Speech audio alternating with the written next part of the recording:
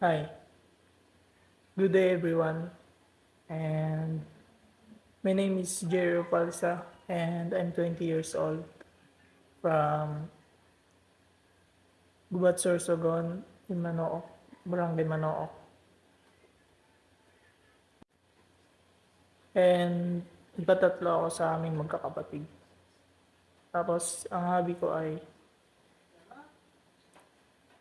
magbasa ng mga story sa online and manood ng anime tsaka maglaro ng mga mobile games, video games like ML and sumasali din ako sa mga tournament. Then my college life is a bit happy and challenging and exciting.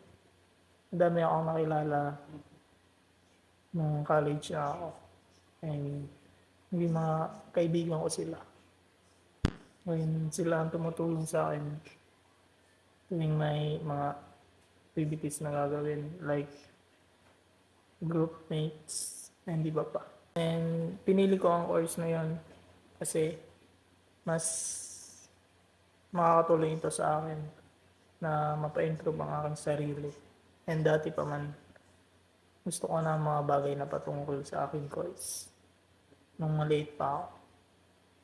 Tapos, ang favorite activities ko sa aking course ay ang paggawa ng actual wiring sa aming major subject.